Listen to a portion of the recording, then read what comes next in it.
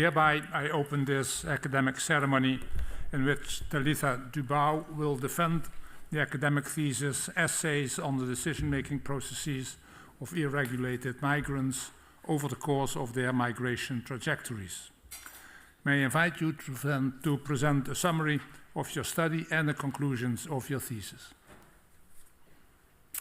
Dear Pro-Rector, dear members of the Corona, dear family, friends, and colleagues, thank you for being here today and for your interest in my doctoral research, which I will summarize in the next 15 minutes.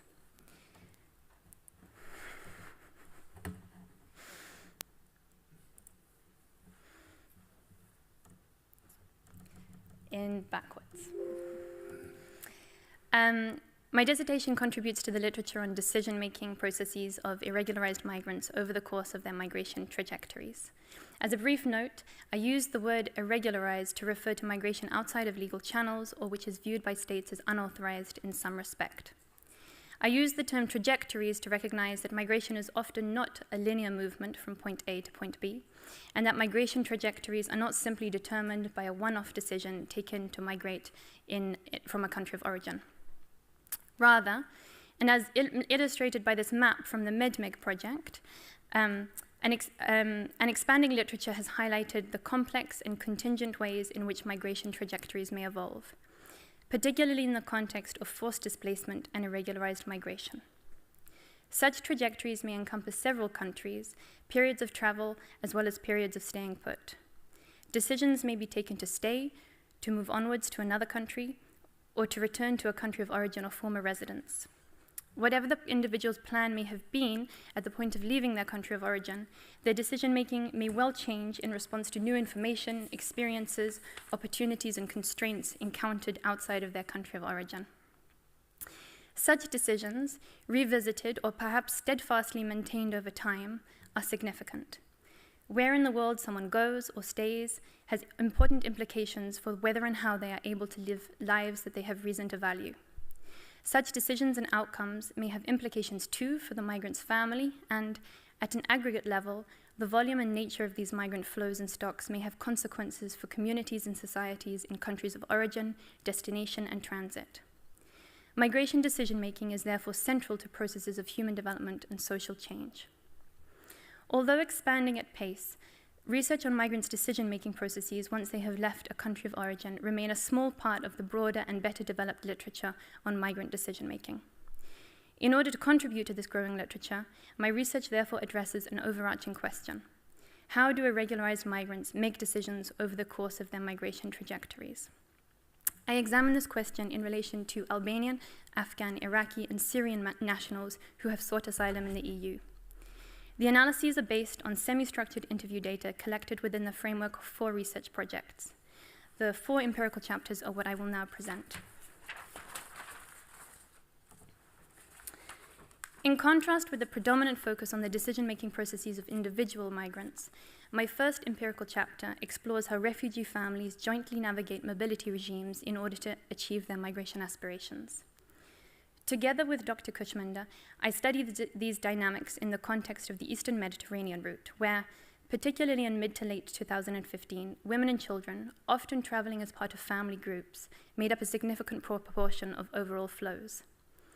The chapter draws on 2 datasets to analyze the decision-making processes of Afghan, Iraqi, and Syrian refugees who traveled via the Eastern Mediterranean route and Western Balkan route between 2015 and 2019, with the intention of joining or finding refuge with their families. My analysis identifies 3 key interrelated decisions taken by family members in pursuit of their family's migratory objectives, and in response to very limited access to legal pathways and the costs and risks of irregularized routes. These are, firstly, decisions to separate in the country of origin, and secondly, decisions to separate in a country of intended transit. In such cases, families decide to send one or a couple of family members ahead to an intended destination country in the hope of eventually accessing family reunification provisions for those left behind. These decisions are made because the family cannot afford the smuggling fees to migrate together, and/or because certain family members cannot overcome the physical barriers imposed by border controls, such as on the militarized Turkey-Syria border. As one Syrian father explained, Even if the family had come with me from the start, they could not have come because we had to run. They can't run. For such families, family reunification provisions in destination countries represent a lifeline for refugee families, offering the only means of safe and inexpensive passage for the rest of the family. However, destination countries have further restricted access to family reunification, and in such cases, my analysis demonstrates that when faced with uncertain or remote prospects for family reunification, family members undertake irregularized movement instead. My second empirical case study, also co-authored with Dr. Kushminder, examines the impacts of the Dutch government's policy to exclude irregularized migrants from access to basic welfare assistance, designed, at least in part, as a strategy to coerce irregularized migrants into accepting return from the Netherlands. My analysis examines the lived experiences and decision-making of rejected Afghan asylum seekers who have no right to work or to basic welfare such as food and shelter. At the time of interview, the respondents were therefore relying on the limited provision of shelter and other assistance from municipalities and civil society organizations and from their own friends, family, and other acquaintances, sometimes interspersed with periods of sleeping rough. My analysis firstly highlights the severely negative impacts of the Dutch government's exclusionary policy. Interviewees describe their material destitution, their anguished and sometimes suicidal mental states, the shame of their enforced dependence on family and friends, the deterioration of their personal relationships, and their vulnerability to abuse and exploitation. Secondly, and in contrast with the logic that underpins the government's policy, my analysis finds that in spite of their enforced vulnerability and destitution, none of the respondents were willing to accept return. Instead, they continued to resist return procedures and remained determined to stay in the Netherlands or in another EU country. As one young respondent said, "I do not think of returning to Afghanistan even after 100 years. I need to be hopeful and fight to get status. I have to get along with the problems here." I therefore argue that the acute human costs of the Dutch government's policy cannot be justified on the basis of gains in the return rate. EU member states should provide humanitarian assistance to rejected asylum seekers in recognition of their fundamental rights, without making such assistance conditional on their cooperation with return procedures. The third and fourth empirical chapters of my dissertation focus on the decision-making of Albanian nationals who have sought asylum in the EU, and particularly in Germany, in increasingly large numbers around the peak of Europe's so-called migration crisis. However, very few Albanians have been granted international protection, and the vast majority have therefore been obliged to return to Albania, which, in large part, they have done. In light of the high likelihood of an enforced return, in this third empirical chapter, I examine the motivations and decision-making of Albanian nationals who claimed asylum in Germany between 2014 and 2018. For the purposes of this summary, I will highlight two key findings. First, although their migration motivations, expectations, and knowledge of the situation in Germany varied, respondents often had some awareness that they might not be granted asylum and would be obliged to return to Albania. In these cases, hope played a key role in motivating the decision to migrate. Respondents acknowledged the possibility or the likelihood of a forced return, but considered their situations in Albania as desperate or hopeless, or were simply determined to try their luck for a radically better future. For example, as one father explained, "We had heard many things about some being returned by force, some voluntarily," he's referring to assisted return there. "My economic condition here was so bad that I needed to go. I needed to take the risk." Secondly, my analysis illustrates how respondents' decision-making both did and did not adjust to new information gained over the course of their asylum-seeking trajectories. When in Germany, some interviewees did take on board the likelihood of a negative decision and forced return. Some of these respondents therefore tried to save money in preparation for their return. They avoided wasting money on legal fees to appeal a negative decision, and ruled out asylum seeking again in the future. As one man explained, "Firstly, I thought of staying in Germany forever with my family. But when the negative decisions were very common among the Albanians, we tried to save. We ate less to save money."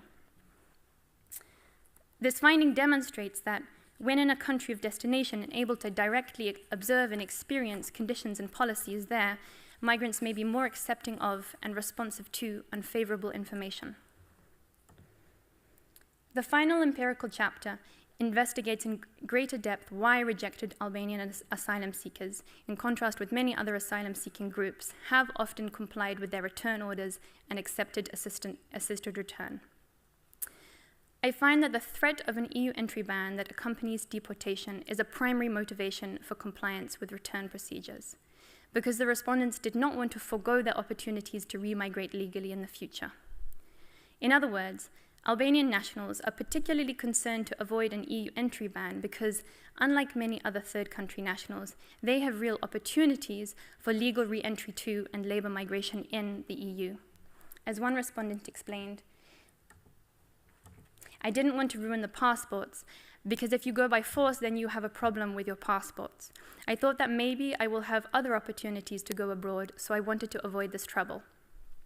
Secondly, I find that for some rejected Albanian asylum seekers, the legitimacy that they attribute to the German state and asylum system is also a key motivation for compliance with their return obligation. These respondents did not want to return, but considered it their duty to respect the laws and institutions of the state that had hosted them as asylum seekers. For example, one respondent explained it in these terms. If you go to somebody as a guest and you stay some months and then the owners of the house want you to leave, you cannot wait for them to take you away by force. Instead, you go yourself. This chapter therefore contributes to the small but growing number of studies that have demonstrated that perceived legitimacy is one channel through which beliefs, values, and social norms may affect migration decision-making. Taken together, the chapters of my dissertation offer two cross-cutting conclusions. First, my research develops the link between the role of hope and the likely effectiveness of policy in shaping decision-making. Following Hayenhelm, my dissertation argues that an understanding of the role of hope in irregularized migrant decision-making must take into account the conditions experienced by the migrants and the alternatives that they have available to them. Migrants or potential migrants with poor outset conditions and who feel trapped by structural constraints which leave them no other pathway to a better future are likely to continue to invest hope in highly uncertain, high-risk, or high-cost migration strategies. This argument has particular implications for the role of policy in decision-making. Studies of decision-making processes have previously emphasized that policies which seek to prevent irregularized migration by providing information on the risks therein are unlikely to decisively change the decision-making of people who perceive no other way of achieving a meaningful life. Based on the empirical chapters I have just summarized, I further argue that neither will policy measures that seek to increase the risks or costs of a certain course of action, whether that's a departure or continued stay, dissuade the most vulnerable. Such policies assume an instrumental rationality which does not adequately account for the role of hope in the decision-making of people who perceive the alternatives as intolerable and hopeless. In such contexts, hope is, in Zinn's terms, a reasonable strategy for decision-making, which is moreover highly resilient or even recalcitrant in the face of punitive and coercive policy interventions. Second, the collection of case studies examined in my dissertation adds empirical evidence to Mallet and Hagen-Zanker's argument that policies that incentivize matter more than policies that deter. As my first and fourth empirical chapters demonstrate, the decision-making of irregularized migrants can be responsive to policies. In these cases, access to family reunification provisions and to legal labor migration opportunities. These are policies which offer hope and a reasonable alternative to irregularized migration. Moreover, based on the analysis presented in the fourth empirical chapter, I suggest that these positive or helpful policies, in this case, the opportunity for legal labor migration and the implementation of asylum policies which treat migrants with dignity and respect, may furthermore have spillover effects for broader migration governance by giving migrants a reason to comply with restrictive policies. In addition to strengthening the argument that favorable policies are more likely to have an impact on migration decision-making than restrictive policies, my dissertation therefore suggests that relevant favorable policies may also encourage responsiveness to policy restrictions, at least where the migrant has a reasonable alternative to non-compliance. I end my summary here, and I give the word back to the Pro-Rector. Thank you for your presentation. The opposition will be opened by Professor Dr. Valentina Mazzucato, who was the chair of the assessment committee, and she's a professor of globalization and development at this university. The floor goes to Professor Mazzucato. Thank you. Dear candidate, I would like to begin by congratulating you on your thesis. It is a compilation of different and separate studies on different and separate populations.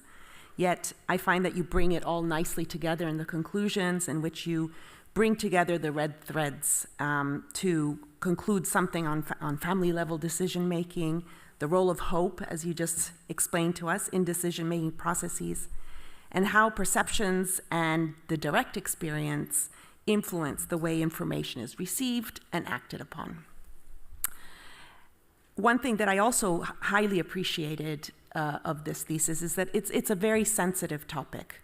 And some of the questions, for example, that you asked and then you report on the answers really showed that you recalled also very traumatic experiences for people. In the way you describe how you went about collecting this data, I get the impression that you approach these highly sensitive situations carefully and respectfully. So I want to commend you for that. But my first question is one specifically on ethics, but a bit on a broader level. So not in terms of what you did with each individual participant in your study, but more in terms of the ethics of your global study. The study, in its essence, your thesis is about understanding how decision-making is affected by policies. Often, you claim that policies are guided by a lack of information and assumptions about how people react on the ground, so you would like to shed more light on this. That's the justification you give to your study. Yet, all of the policies that you review are actually about limiting migration to the EU, whether this is an explicit aim or not. And furthermore, some of these studies are commissioned by agencies whose job it is to limit the entry of migrants, such as the Australian Department of Immigration and Border Protection, who was responsible for commissioning the study in Chapter 4. So my question is this: what do you feel are the ethical implications of divulging more information about decision-making processes to agencies whose aim it is to limit or even prevent migration? A highly esteemed opponent, thank you for the compliment and for the question. Yeah, it's a difficult question to answer, I think. It's something I've been reflecting on more and more. I think, so two of the 4 studies I was directly involved in, and 2 of them I was involved only in the analysis of the data post the 2 projects. And I think, yes, they were commissioned by government agencies for the most part, also the European Commission. I think as a researcher, you still have a choice as to whether or not to engage with the terms of reference that are being offered and how. Mm-hmm. And I'm not yet at the stage of my career where I'm doing this regularly, but my understanding is that you can also reshape the terms of reference. I think more recently I've been thinking about, my own ethics, and what this means for my research going forward. Mm-hmm. And on a personal level, I find it quite morally indefensible that we have this border control regime which produces and reproduces such stark inequalities between people, in this case through restrictions on who has the opportunity to migrate and who does not. And I don't have a good answer to your question, but it's something I'm thinking about more in terms of, whether and how research contributes to simply making a nicer system that still reproduces and perhaps legitimizes the current system that we have, or whether there's possibilities for research to kind of edge forward, to kind of chart a path towards maybe a radically different organization of the world and of opportunities for everyone in it. So very... No, I think this is a very good and honest answer, so thank you for that. Do you feel that your thesis is in any way pushing the boundaries a little bit? The chapter I'm most proud of is chapter 7 on the the return decision-making of Albanian asylum seekers, because I think it's a partial answer. We don't know. I think more research needs to be done on, okay, how has the Western Balkans regulation been implemented? How has it affected the decision-making and the opportunities that Western Balkan nationals have? Is it sustainable? Is it a potential, win-win-win, triple win for migrants, for countries of origin, for countries of destination? And on the one hand, I think the potential, it might have positive impacts in that regard, but since writing the chapter, I've also been thinking, does it also further legitimize the idea that's, that some people are only given highly circumscribed access to legal migration opportunities, and very much on the terms of powerful countries that continue to be powerful, partially through these regulations and norms making. Okay, thank you. The opposition will be continued by Professor Dr. Heaven Crawley. Professor Crawley will be with us online. She was a member of the assessment committee, and she's a professor in equitable development and migration at the United Nations University Center for Policy Research. I'm happy to give the floor to Professor Crawley. Thank you very much, dear candidate. I also very much enjoyed reading your thesis.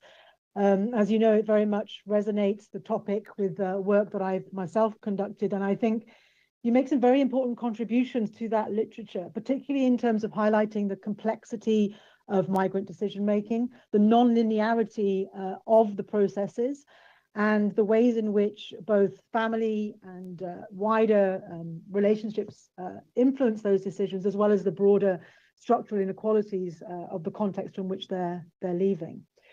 I wanted to ask you a little bit more about the people who actually were the subject of your study, essentially.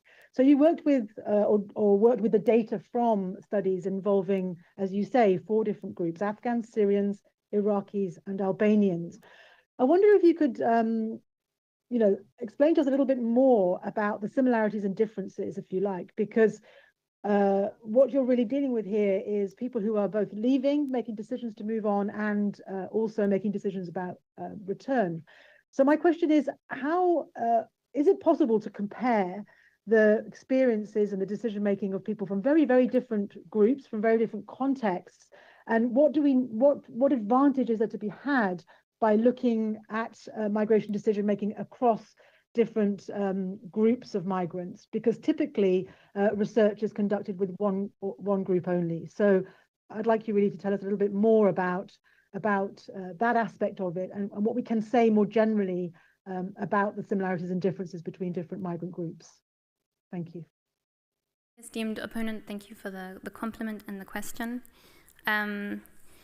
Yes, I recognize that it's a limitation of my research that it does focus on these very different case studies and very different groups of people. So it's, it doesn't achieve the depth of understanding that could have been achieved had I only focused on one group of people, perhaps in a particular context. I think the advantage, though, is that a kind of broader view of these different flows and different moments in a migration trajectory perhaps allows for the identification for interesting particularities. So it was actually only because I was at the time analyzing data sets for the ADMAGOV project on data collected with returnees to Albania, to Iraq, and to Senegal, and analyzing those data sets together that I observed that this issue of perceived legitimacy was only discussed in the context of the Albanian returnees. So I think having that broader perspective does allow you to see the interesting differences or interesting similarities across group that could perhaps, that wouldn't perhaps come out if you were only looking at a particular group and in so much more depth.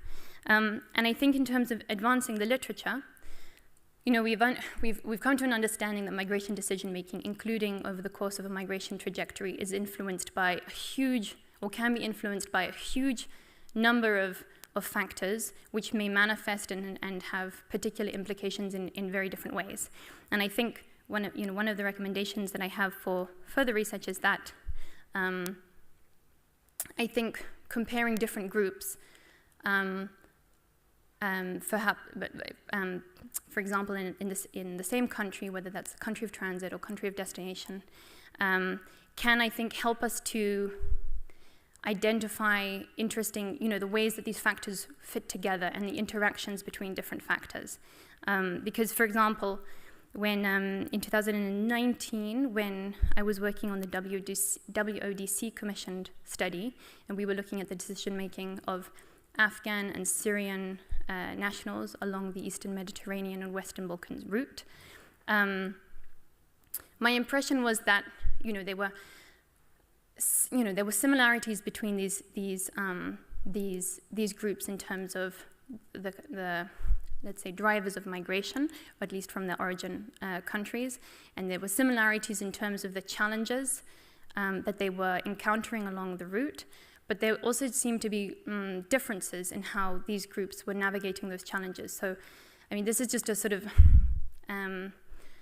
impression of the data because the samples that we had from both of those groups probably weren't large enough to allow a robust comparison. But it was my impression that the Syrians that we talked to were making more informed decisions. They were using social media and sharing information via social media in a way that the Afghan respondents were not. And I was wondering at the time whether this related to their generally higher education levels, the network of the nature of those networks in terms of maybe the Syrians had denser networks of other people migrating, whether they had higher rates of digital literacy, or maybe sort of cultural and social norms that were affecting how they shared and used information within that national group, whether there was a stronger sense of, solidarity or reciprocation via these social media groups. So I think that focusing on more than one case can be an interesting way to explore, to bring out the interactions between different factors and to understand the relative weight of different factors in these different contexts. Thank you, candidate. Just, if I may, one quick follow-up question. In terms of the similarities and differences, of course, it's not just nationality, there's also the structural inequalities that you referred to, including issues of gender and in particular class. Again, I'm just wondering how you can draw the comparisons when there's these multiple variables, if you like, in terms of the decision-making process. Is that something that you think is important to take account of in terms of how we consider the migrant decision-making process?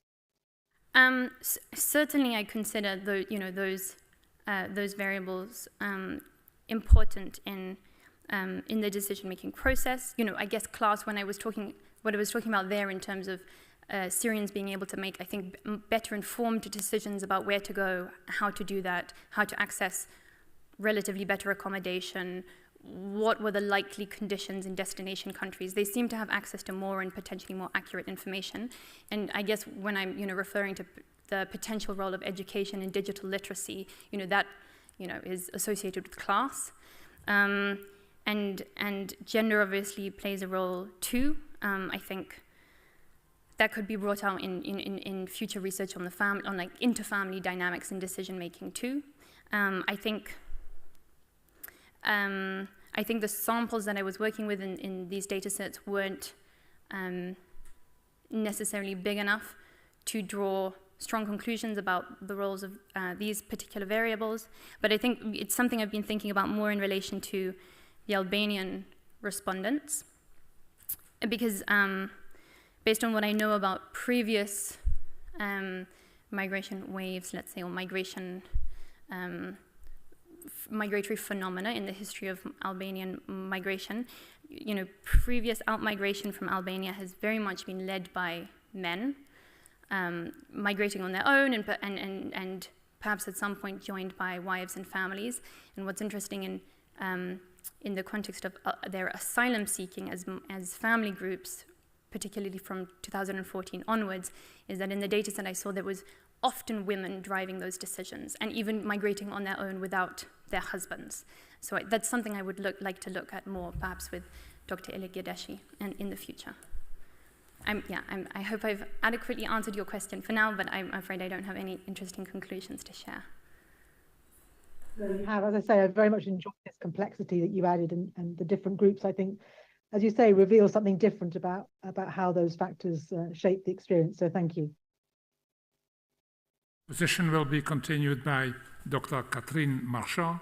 She was also a member of the assessment committee, and she's a postdoctoral researcher at migration studies at UniMerit at this university. The floor goes to Dr. Marchand.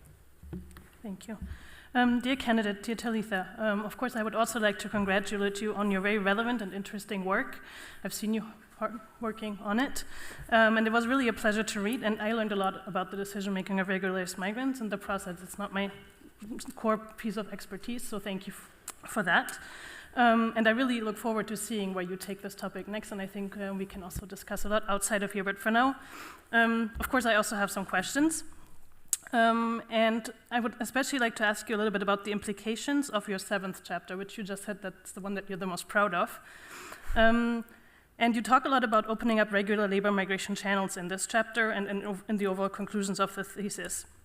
So you highlight the significance of legal and accessible labor migration channels or opportunities in promoting both the compliance with return orders, and suggest that policymakers concerned to increase the return should really look into opening up more of these channels, specifically for low-skilled and low-waged workers.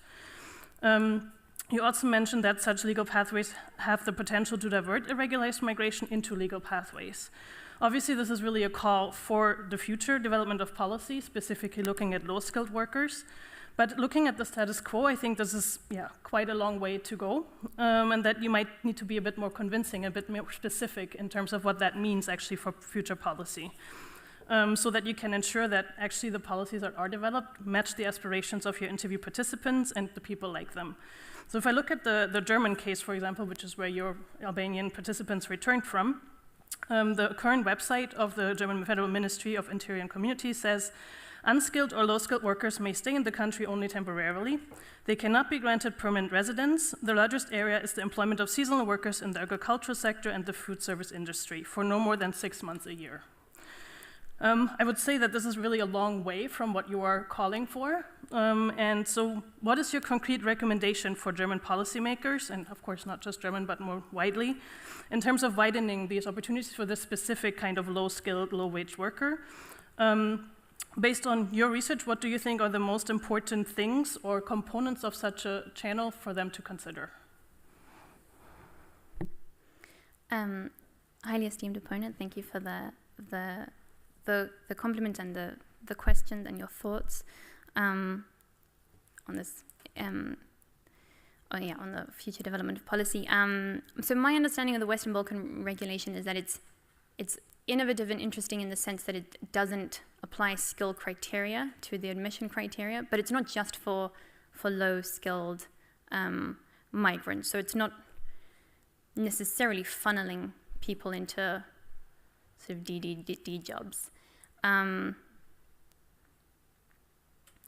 think, and that question of a case of what next, are these people given an opportunity to regularize their status, to make their life in Germany if they want to? I guess it relates to Professor Mazzucati's earlier question about the ethics of these policy recommendations and our potential impact as researchers in this quite fraught and politicized policy area.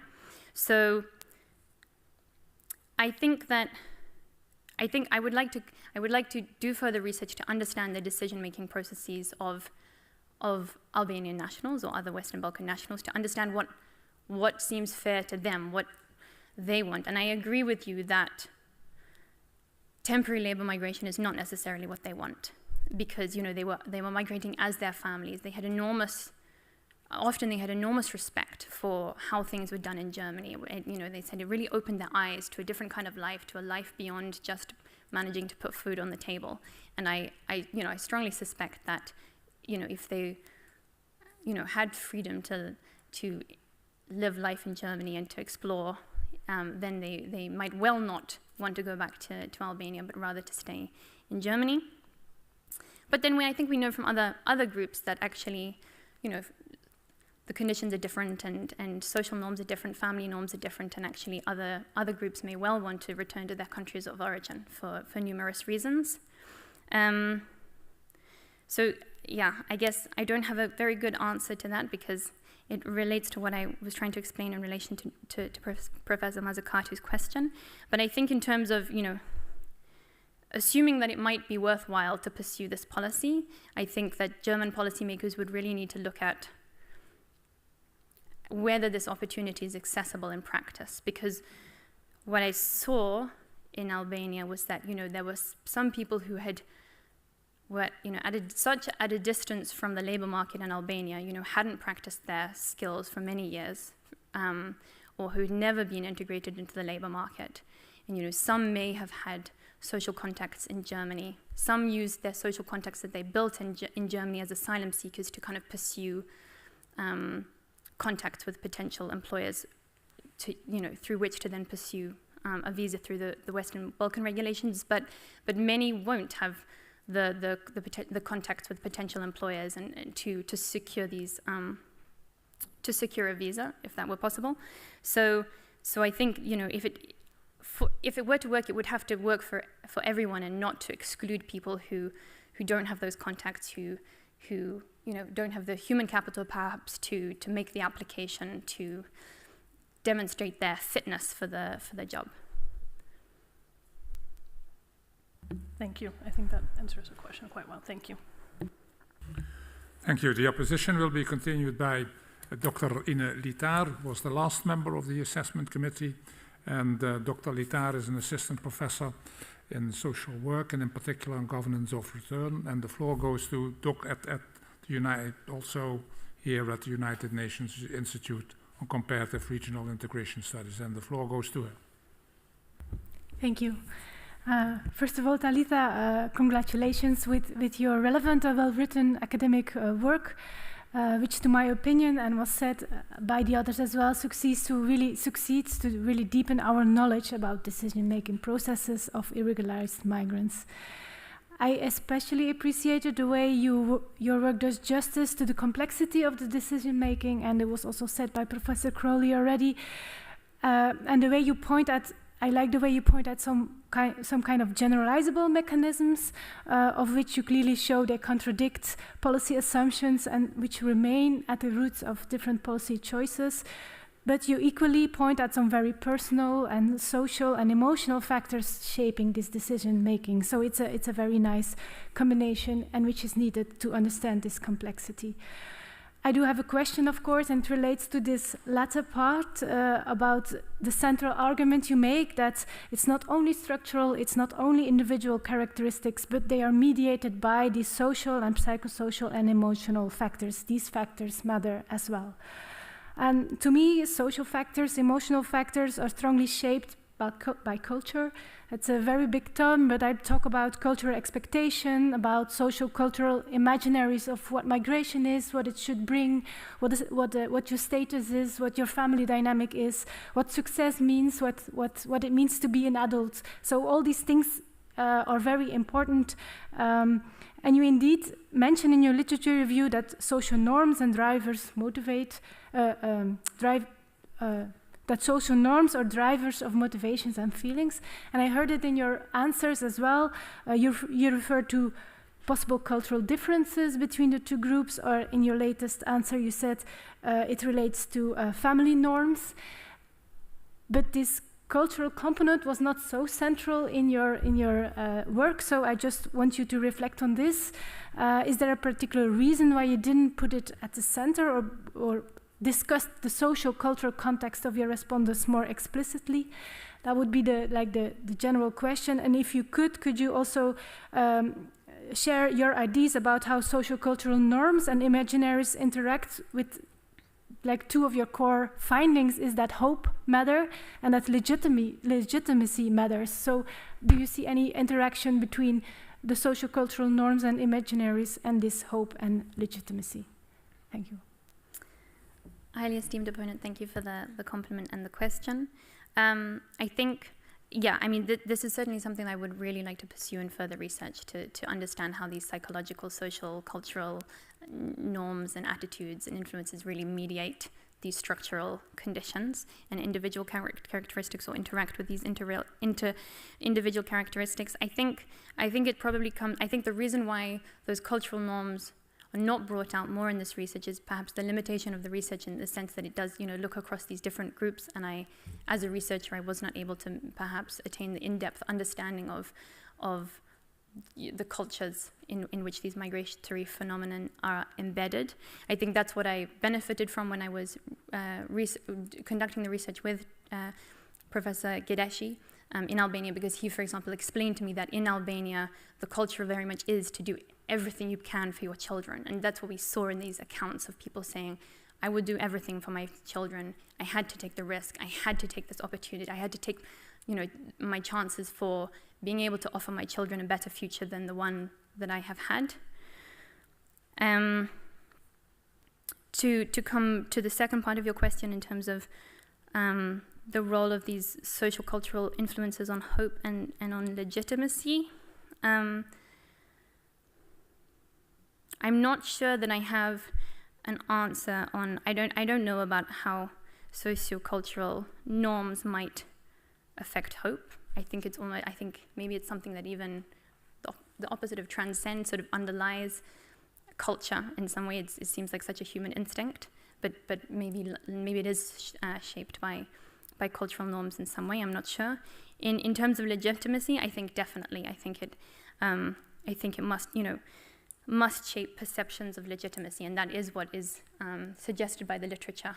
I think it's Bottom's and Tenkebe's argument that shared values is one of the core components of influence of how perceptions of legitimacy are formed, and I think that's what could come out really much better through comparative research on legitimacy perceptions across different groups, and that's something I would certainly like to look into in the future to see how these cultural norms, these shared values, these sort of the interpretation of these geopolitical relationships and regional dynamics are then interpreted and funneled into legitimacy perceptions.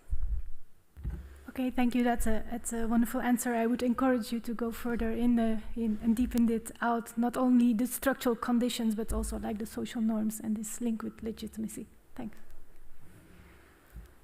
Thank you. The opposition will be continued by Professor Dr. Eleonora Nilssen. She's a professor of public policy and development at UniMerit at this university. The floor goes to Professor Nilssen. Thank you, Mr. Pro-Rector. Respected candidates, I would also like to congratulate you with the completion of your thesis. My question pertains to chapter 6, and specifically on information. So if you expect that migrants come because of imperfect information, something that you allude to in the introduction of that chapter, so imperfect information about costs and benefits of migration, you would expect that accurate information helps them to stay put and not migrate.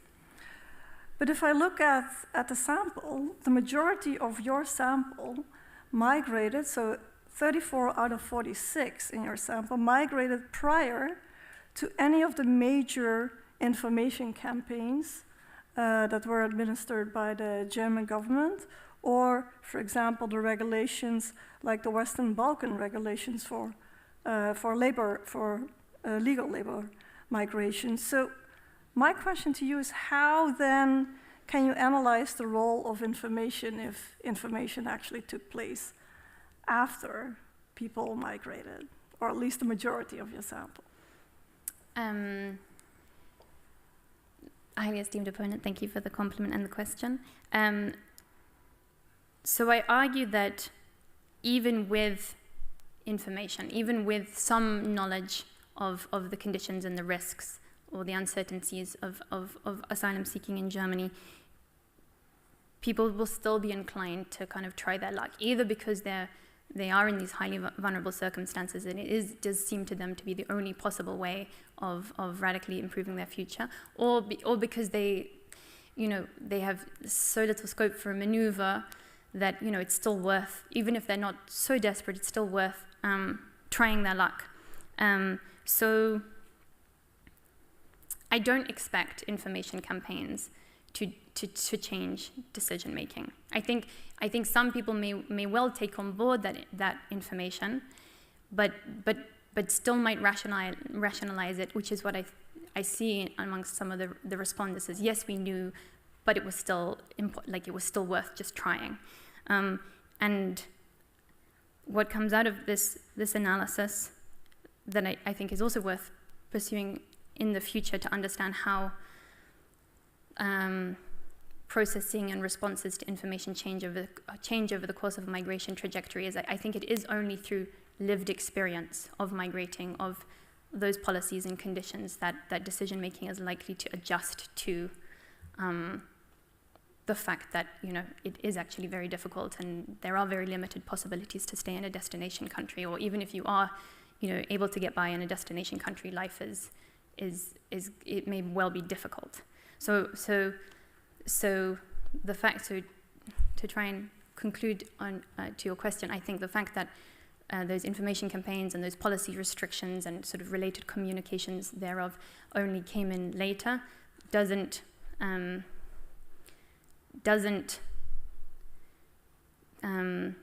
alter the fact that people were making the decision to migrate, knowing that it was very uncertain what would happen, and still wanting to go. So I think I see that in the very early, the people who migrated in 2014. So before the scale of migration was so big, they said, I don't know, we didn't know what was going to happen, and sometimes they kind of adopted a bit of a risk management strategy, like only going a few of them at a time. But the possibility that it could offer them something really important was, the fundamental driver of their decisions to take these decisions in spite of the uncertainty and in spite of maybe the more acknowledged risks later on when, returns were seen to be very common. Thank you. Thank you. This concludes our first round and gives us an opportunity for a second round. It's custom at this university that the second round will be opened by the opponent who comes from furthest away, and Professor Crawley is in New York, so we'll be happy to give her the floor once again. Professor Crawley, please, if you have any more issues or questions that you would like to discuss with the candidate, the floor is yours. Thank you again for this opportunity. I've been very interested in hearing some of your responses, Talitha. I wanted to ask you a question about methodology, because again, this is a fairly unconventional, in my experience, thesis, in the sense that you draw upon data from, as I understand it, 4 different data sets with quite differently funded, differently organized projects. And a bit like my first question, I guess, I wanted to ask you a little bit about the kind of methodological implications of that in terms of the data that you accessed and utilized for the study. Perhaps you could tell us a little bit more, first of all, about exactly how you did the study. And again, what do you think these different approaches that each of the projects took, because presumably they didn't use exactly the same methodology. What do those different approaches taken by the different projects, what are the implications of that for the conclusions that you're able to draw? Thank you. Highly esteemed opponent, thank you for the additional question. I think that it is harder to analyze data that you haven't collected yourself, because I do find that the interviews that I do personally remain much more vivid in my head. I'm able to sort of, relate one part of the interview transcript to what was said earlier or later, because because the kind of story remains more alive in my head. I think that I was, the reason why I was able to use these data sets that I didn't, or to draw on interviews that I didn't conduct, but within the framework of projects that I was directly involved in, or to analyze data that was conducted in the framework of a project that I was not directly involved in. I think I was able to do that because, you know, the interviews were of high quality, and the interviewers gave good notes on interpretation too. I think in the case of Chapter 5, in which the interviews with irregularized Afghan migrants were conducted by an Iranian research assistant, I think that had particular advantages because I think that she was able to have a more in-depth, honest conversation with those respondents that maybe I would have been able to have myself.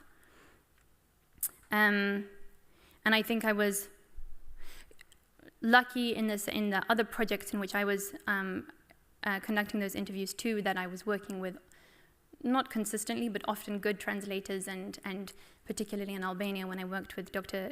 Gadeshi, you know, people with whom I had productive conversations around, you know, putting these conversations into context, understanding them better.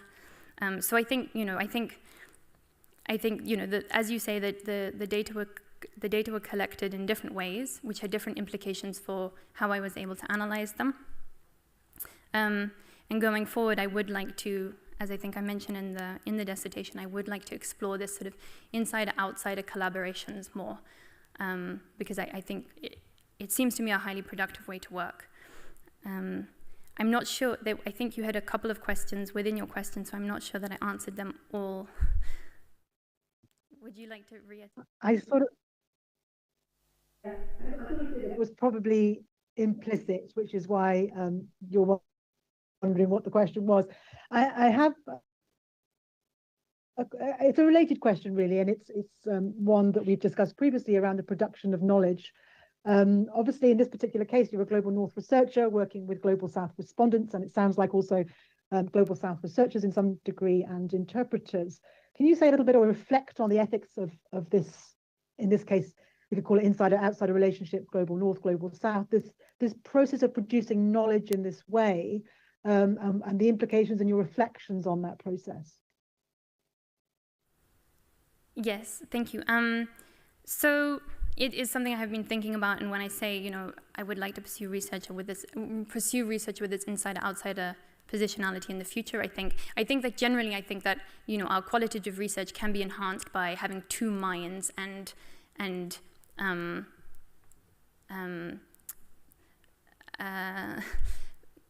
two minds looking at the same data, you know, because it is so much a matter of interpretation. I think that, you know, coding the same data together, discussing the findings, I think that has to be better than having just one person involved in the data collection and analysis. Of course, there are funding constraints, and I think that if you are able to do research, you know, with a team working in collaboration like that, you know, maybe, you know, double coding the data, analyzing it together, I think why not then have this combination of insider and outsider, because you will get these different perspectives, and maybe you have someone with this broader perspective on case studies from elsewhere, for example. But I'm also very aware that, you know, what that means in practice is often, well, as a researcher who is lucky enough to be working in the Global North with the access to resources that we do, you know, what that then means for the power relationships, the power dynamics within these relationships. And I've also reflected on the fact that, you know, at the stage of my career that I'm at, it seems to me that the funding opportunities available for me through, for example, personal grants for these sort of from the Dutch government, for example, or the EU, to allow early stage researchers to develop their research agenda is very much about you and your research agenda on your own, and it does not provide funding for, you know, it covers your salary, but it does not seem to me that there's much funding available for you to then share that with somebody working in, for example, the Global South. So I think that practically it is, I think there are, as you suggest, there are complex ethical challenges in how you manage those relationships and design a research project and then implement that research project that need to be carefully considered. But I also think there are kind of barriers to doing this research well and ethically due to how funding is organized. Thank you. Talitha. Once again to Professor Matsukato, if she wants to. There you go. Very, very short. Talitha, I'd like to talk about the concept of social navigation, which you introduce in chapter 4, as a lens through which to understand your data. But to me, it was not very clear exactly what you meant by social navigation and how it informs your analysis. So, in what way, why did you choose the concept of social navigation? In what way did it help you analyze your data? And why didn't you just use a simpler concept that went much more directly to what you were doing, I think, such as decision-making under duress, for example? Highly esteemed opponent, thank you for the question. I actually think that social navigation is a simple concept in the sense that it denotes, as Henrik Vich says, motion within motion. So it's not just about the actor and agency within a stable environment, but rather a shifting environment. And I therefore find it a particularly productive analytic lens in analyzing the decision-making of irregularized migrants because of the kind of the dynamism of these policy interventions. And what I saw, analyzing this data which captured decision-making in journeys between 2015 and 2019, and particularly in 2015 and 2016 when policies were changing and the implementation of policies were changing and informational kind of circuits were kind of muddied. I very much saw the respondents, their motion, their intended motion through geographical space, but also them responding to the shifting environment in terms of shifting policy dynamics and trying to anticipate the implementation of policies further down the route and what that might mean for them. So it felt like a very natural way to understand decision making in these contexts. And I think if this isn't in the chapter, but thinking about it further to that, I think if I were to do more research on family level decision making, how families navigate these mobility regimes, I think it also offers an interesting lens because I think Vich uses the metaphor of a sailor in a boat in terms of the shifting seas, and he draws limitations on how useful that metaphor is. But if we use that metaphor, what I think comes out of the data and the analysis is that when you shift from looking at an individual to looking at a family, it's not just putting a couple more passengers in the boat. It's like it's a sort of a group of boats or a sort of mini fleet that is navigating those shifting waters because some of those boats move more quickly through the water than others. Some are able to dock or moor in places that the others aren't. So I think you can see the added level of complexity in the sense that there are these boats moving together and they get affected by the channels of water and the climate in different ways, but they have to find some way to negotiate all that, the diversity and the complexity in order to together reach their destination. Okay, thank you. Thank you. There's still another opportunity for a short question for Dr. Marchand or for Dr. Litar. Well, there you go, Dr. Marchand. Thank you. So I think both in your thesis and today you highlighted, I don't know how many avenues for further research you discussed, and I think they're all really relevant and very interesting. Which one do you think is kind of the most important to advance the topic, or the knowledge on the topic that you research further, and which one is the one that you have the highest on your list if funding isn't an issue? Highly esteemed opponent, thank you for the question. I'm not sure, my mind has very much been in flux. There indeed seem many avenues to take care. I think theoretically, comparative research on what is perceived legitimacy with regard to migration controls across different groups would be very interesting. I think that looking at further case studies in terms of families and how they navigate their the migration or mobility trajectories would be very interesting. I think there are, so I'm just reiterating that, I'm not answering your question. What's most important? this is kind of what I guess we're going full circle back to Valentina's question, Professor Mazzucati's question, in terms of, I think theoretically these things are very interesting, but I still want my research to be well positioned, at least, to have potential impact for people affected by these very unfair migration controls. And so I think I need to find some balance between what's theoretically interesting and productive and what's the best use of the funding that I'm given and my ability to do this research. You may still briefly conclude your response, unless you... I think this I was reached about it. it. Yeah, thank you. Okay. Talitha Dubow, the time appointed for defending your thesis has passed, and the degree committee will now withdraw to discuss the quality of your thesis and the quality of your defense. I request that you and your company await the results of our deliberations and our return to this room.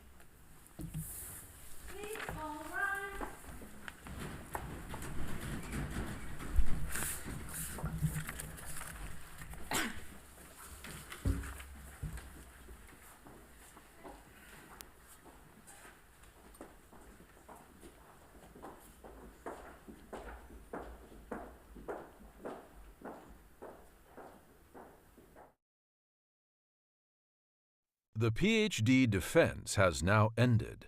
The degree committee will debate the candidate's performance behind closed doors.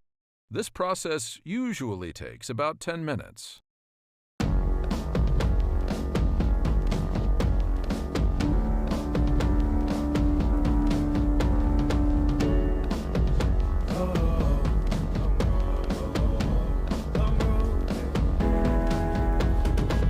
Long road to the south side. 10 miles in my rearview mirror, I know what it felt like. My goal's only getting clearer, east side to the west side. No place like home, if it's questions that you've got, go the extra mile and that.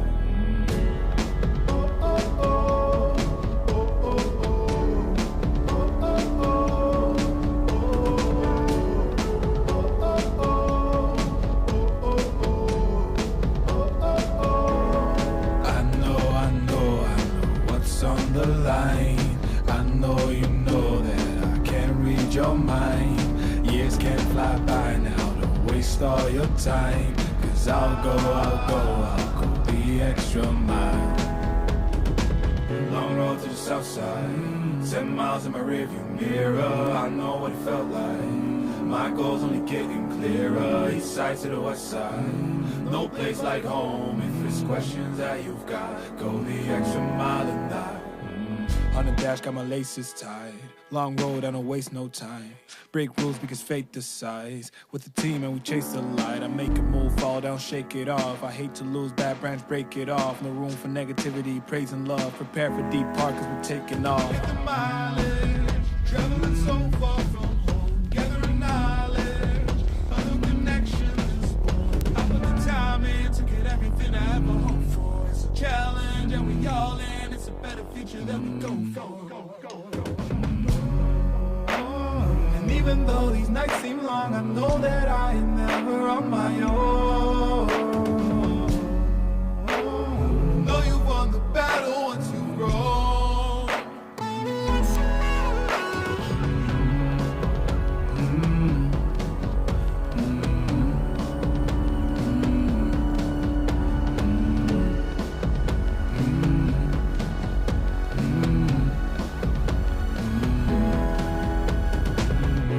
To the south side, 10 miles in my rearview mirror, I know what it felt like. My goal's only getting clearer, east side to the west side. No place like home, if it's questions that you've got, go the extra mile and that. Long road to the south side, 10 miles in my rearview mirror, I know what it felt like. My goal's only getting clearer, east side to the west side. No place like home, if it's questions that you've got, go the extra mile and that.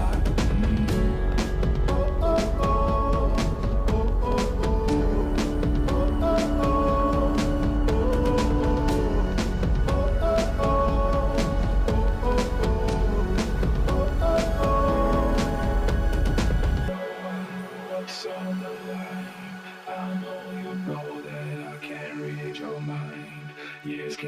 fly by now, don't waste all your time. 'Cause I'll go the extra mile.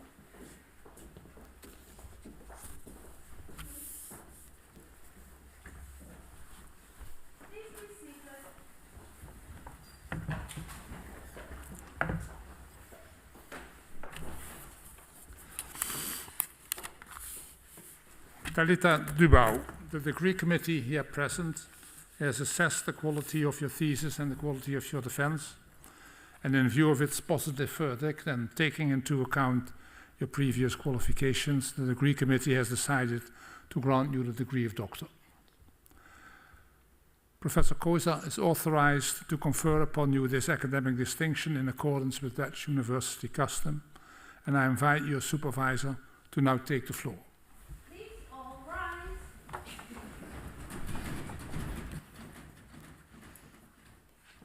Do you promise to work in accordance with the principles of scientific integrity at all times, to be careful and honest, transparent, independent, and responsible? I promise. By the authority vested in us by law, and in conformity with the decision of the committee. Please speak into the microphone. Do I have to start again? Voila. Let's start again, just to have it recorded. Do you promise to work in accordance with the principles of scientific integrity at all times, to be careful and honest, transparent, independent, and responsible? I promise. By the authority vested in us by law, and in conformity with the decision of the committee here present, I hereby confer upon you, Talitha Dubow, the degree of doctor, and grant you all rights attached by custom and law. As evidence of this, I now present you with the degree certificate signed by the rector, the secretary, and the other members of the committee, and affixed with the official seal of the university.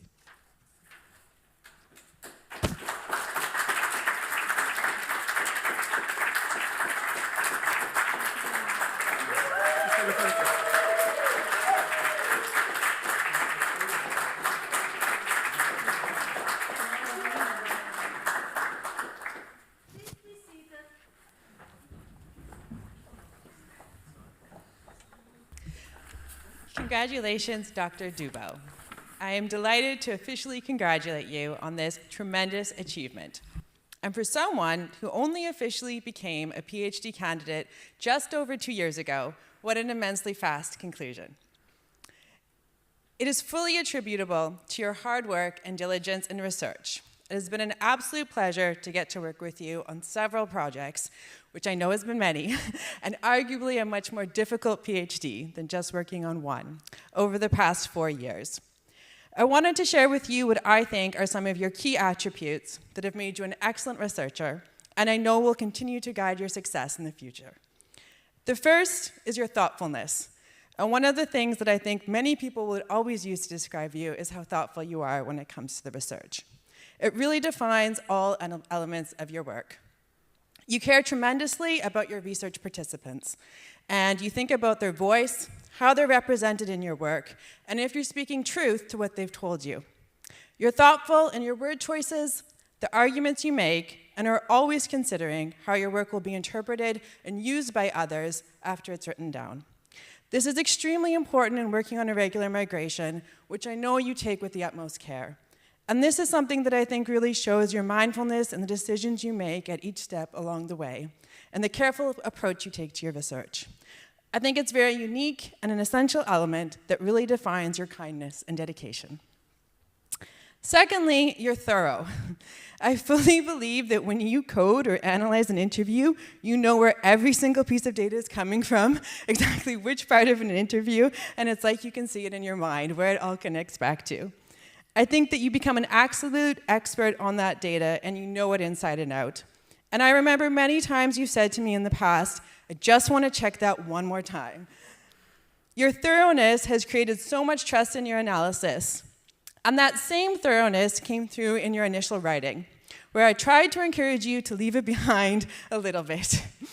Last year, you wrote a blog post summarizing a research article, and I really felt that you had succeeded in finding the balance in your writing between thoroughness and a more general orientation. And for me, this was really a moment that exemplified your growth over the past 4 years. And now, I know with confidence that I believe you are where you want to be.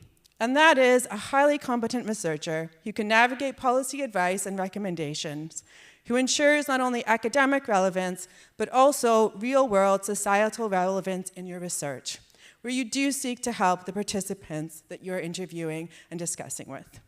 This is a significant skill to be able to balance research, in academia and in policy, and it's not one that's easily achieved. And it must be said that the third attribute is grace. Khaled said to me last year, she must be absolutely brilliant to make it all look so easy. And yes, you often do make it look so easy, but we all know that it's not, and that it's your hard work that is making it look so easy. So, to your thoughtfulness, your thorough research capacities, the elegance and grace that you bring to all of your work, Khaled and I are both very thrilled for you on this day, and we look forward to everything you will do next. To you, Dr. Dubow. Thank you.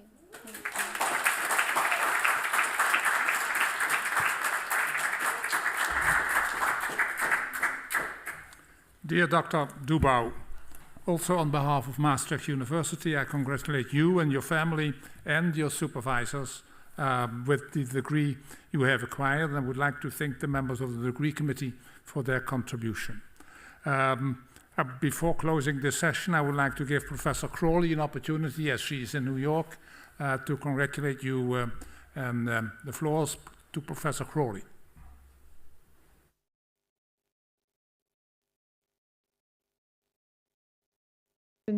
From me, and many thanks to the committee for making my participation in this possible. It's always, the end of a thesis, the end of a process. It's also the beginning of something else, and you alluded to many of those things in your defense. So I'm very much looking forward to what happens next, and big congratulations again.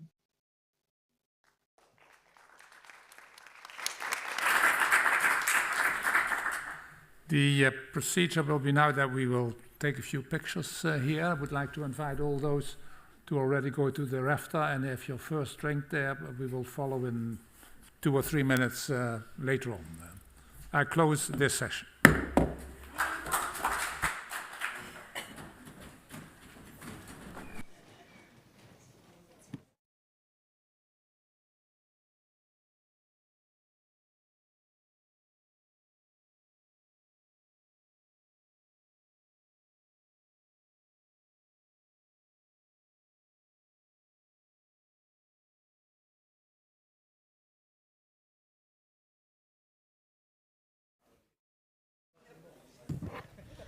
Sebastian. Sebastian.